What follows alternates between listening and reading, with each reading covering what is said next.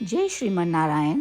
जो टिप्पणी मैं देने जा रही हूँ वह रामानुज दास श्रीमन गट्टू वेणुगोपालन स्वामी द्वारा दी गई है। अध्याय 4 ज्ञान योग। श्लोक 1। इमं विवस्वते योगं प्रोक्तवान् अहम् अव्ययं विवस्वान् मनवे प्राह मनुः इक्ष्वाकवे अब्रवीत्। ओम। गीताचार्य श्री कृष्ण परमात्मा अर्जुन सहित हम सबको ज्ञान योग सिखा रहे हैं। परमात्मा कह रहे हैं, अर्जुन, अब तक मैंने तुम्हें कर्म योग सिखाया है। यह कोई नई बात नहीं है जो मैं तुम्हें अभी सिखा रहा हूँ। मैंने इसे सदियों पहले सूर्य को सिखाया था। सूर्य ने इसे मनु को सिखाया। मनु ने इसे सिखाया इक्ष्वाकु को। इसी तरह यह कर्म योग कई पीढ़ियों से चला आ रहा है। इसीलिए मैं तुमको आश्वस्त कर रहा हूँ कि मैं इसमें से कुछ भी नहीं बना रहा हूँ। यह सब सत्य है। यह कर्म योग सभी वेदों का सार है और शाश्वत रूप से अविनाशी है।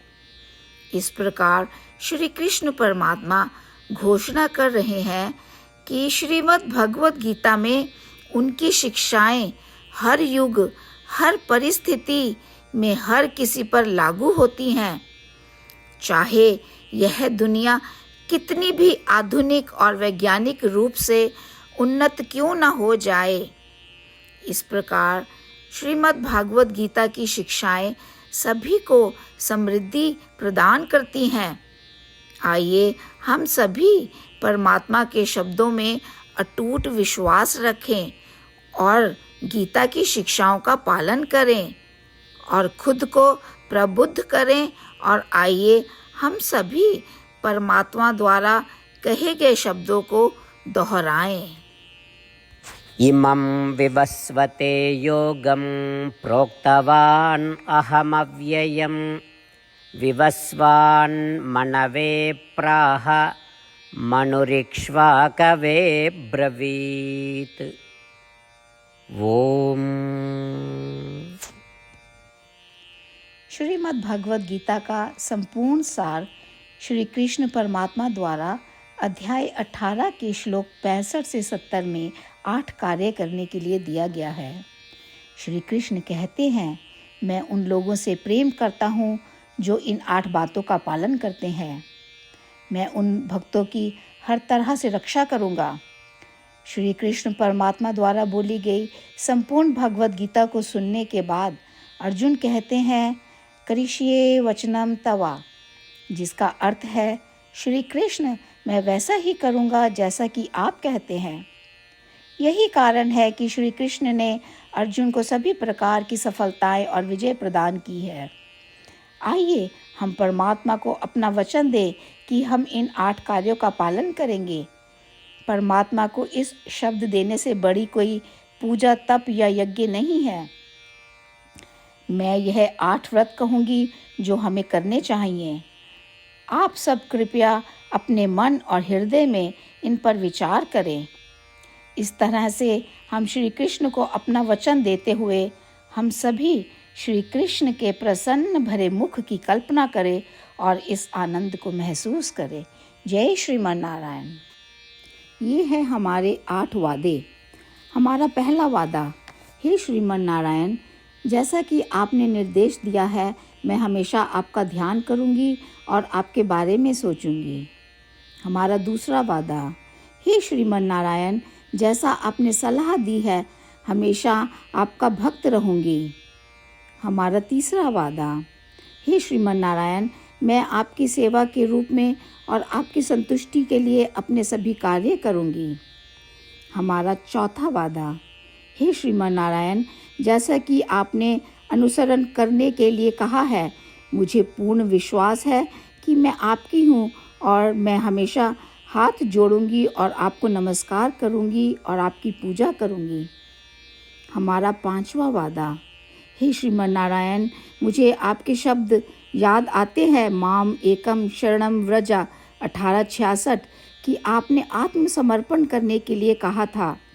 हे श्रीमन नारायण, मैं केवल आपकी शरण में जाती हूँ। हमारा छठा वादा। हे श्रीमन नारायण, मुझे आपके शब्द माँ शुचः 1866 याद है कि आप हमें शोक ना करने का आश्वासन दे रहे हैं। मैं अब और शोक नहीं करूँगी। हमारा सातवां वादा। हे श्रीमन नारायण, आपने हमारे लिए श्रीमद् भागवत गीता प्रदान करके हम सभी पर कृपा की है और आशीर्वाद दिया है। मैं प्रतिदिन कम से कम एक श्लोक पढ़ने या सुनने का वादा करती हूँ। हमारा आठवां वादा। हे श्रीमन नारायण, आपने गीता को पूरी मानवता तक पहुँचाया। मैं गीता में आपके दिव्य शब्दों को उन भक्तों तक पहुँचाने की कोशिश करूँगी जो गीता से अपरिचित हैं। हमने अभी अभी परमात्मा से अपने 8 वादे किए हैं। श्रीमन नारायण को हर दिन यह वचन देना कि हम वही करेंगे जो वे स्वयं कहते हैं, अपने आप में एक महान पूजा है। आइए हम अपने अडिग विश्वास के साथ उन्हें अपना वादा दें। हे श्रीमन नारायण, जैसा आप कहते हैं मैं वैसा ही करूँगी। जैसा आप चाहते हैं मैं वैसा व्यवहार करूँगी और केवल आपके लिए काम करूँगी।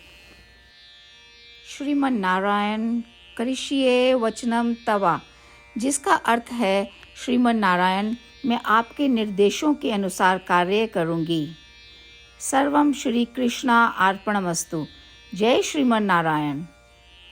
इमं विवस्वते योगं प्रोक्तवान् अहम् अव्ययं विवस्वान् मनवे प्राह मनुः इक्ष्वाकवे अब्रवीत्। ॐ इमं विवस्वते योगं प्रोक्तवान् अहमव्ययं विवस्वान् मनवे प्राह मनुरिक्ष्वाकवे ब्रवीत्। ॐ श्रीमन्नारायण करिष्ये वचनं तव। सर्वं श्रीकृष्णार्पणमस्तु। जय श्रीमन्नारायण।